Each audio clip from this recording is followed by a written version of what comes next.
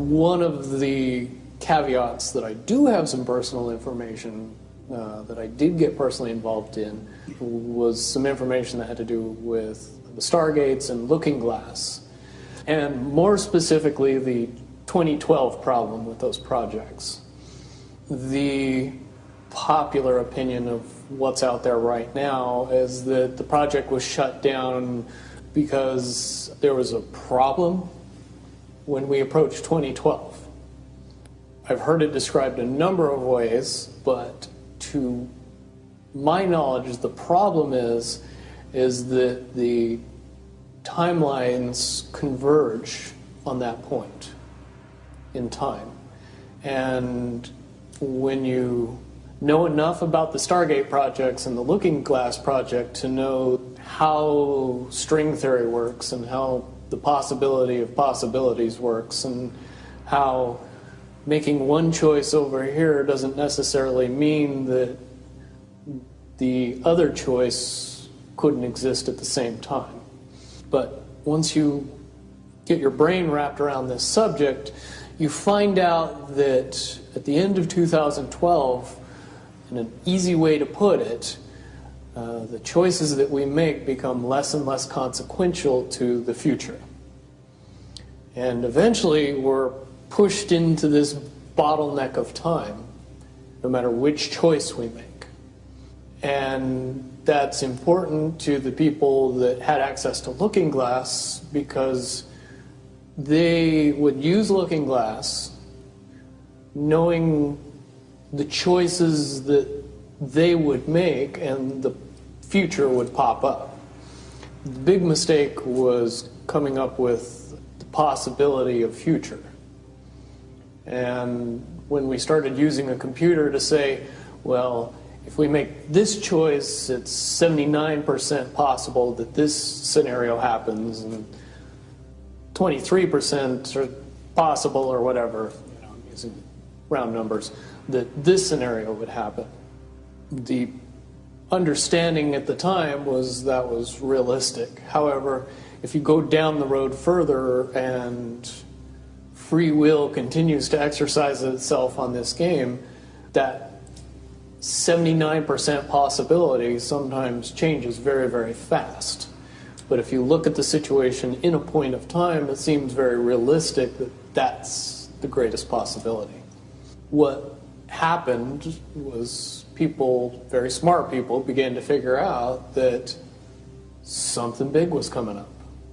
Something that made it so all the possibilities of all the future scenarios of any choice, any possibility that was fed in and observed through the Looking Glass inherently ended up in the same future.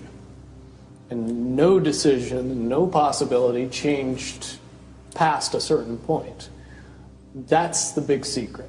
All possible timelines lead to the same basic set of history in the future.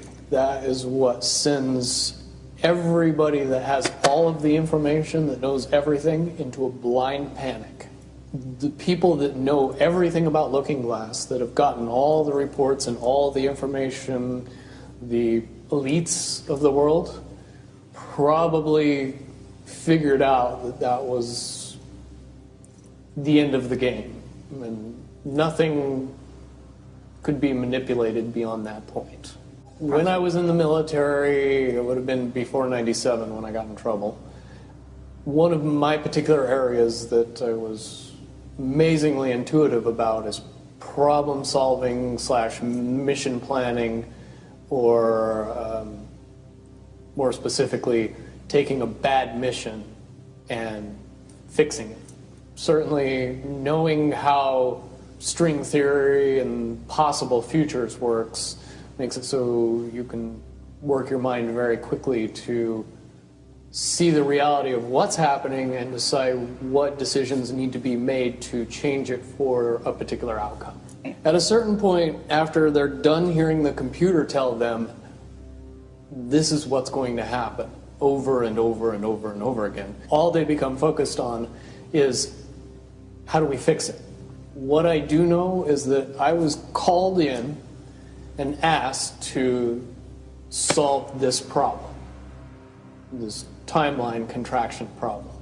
And I eventually did my due diligence and did all the investigating, and basically only had one piece of information, and that was reinforcement. The computer's right. The timelines will contract down to some inevitable thing. There is an inevitable event. It's been forecast, it's been predicted, it's been fed to us in a slop trough of what they want us to believe will happen. They don't actually have control over what happens. They only have control over the reaction, and it seems that no matter what they try to do to cause their desired reaction, it's going to have an opposite effect. Much, much easier for me to explain today what that process is as opposed to back then. If I had to give it a name, I would say it's the awakening process. It's an evolution of consciousness that cannot, will not, and no matter what decisions or possibilities are injected into the equation, eventually it all resolves down to us all learning the truth and becoming aware of this massive dam of lies that has been built that keep us from knowing massive volume of information that we should otherwise possess. Essentially what happened with Looking Glass, not only did they not want people to use it anymore because they knew it was just going to burp out the same thing, but at the same time they didn't want anybody else to know what it was saying, I'm sure.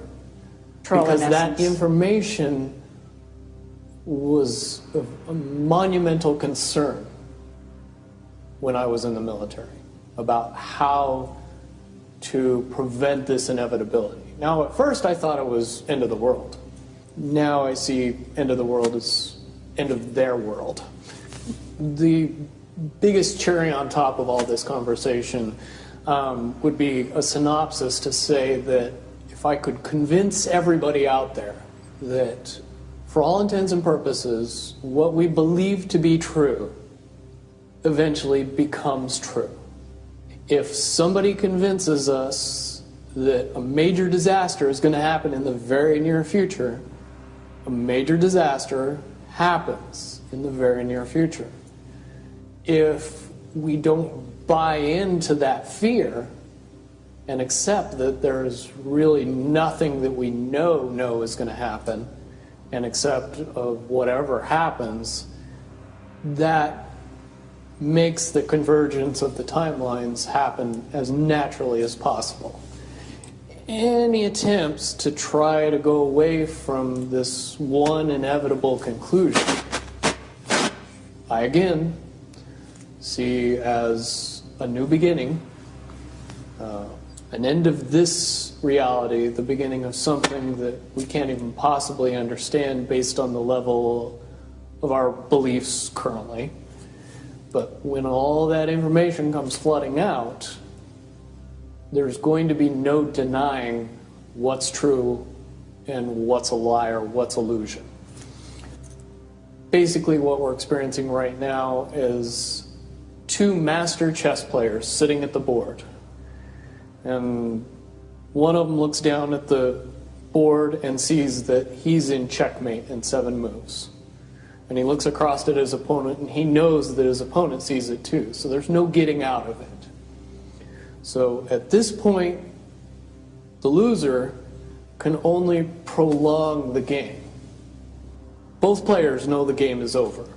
It's only a matter of time before he does this, and then you're forced to do this, and then he's forced to do this, and eventually checkmate.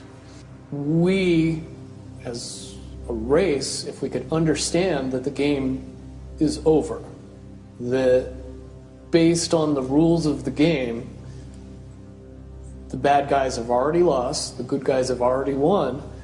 Yes, there's moves left on the table, but those moves are being forced by the player that is going to win. The only way that checkmate can't happen is if the player that's winning makes a mistake. But from all of the information that I've gathered, all of the information that's been given, all of the information that's been vetted to me, it seems pretty obvious that the good guy player on the side of the chessboard knows exactly what has to be done to win the game. And so at this point, any mistake would be all but impossible. But again, you really have to understand the game to know that the guy that's losing is lost. And I'm sure most people sitting watching a chess match between two advanced chess players know the game's over long after the two players know it's over. Because they can't see the board and see that there's only 7 moves left.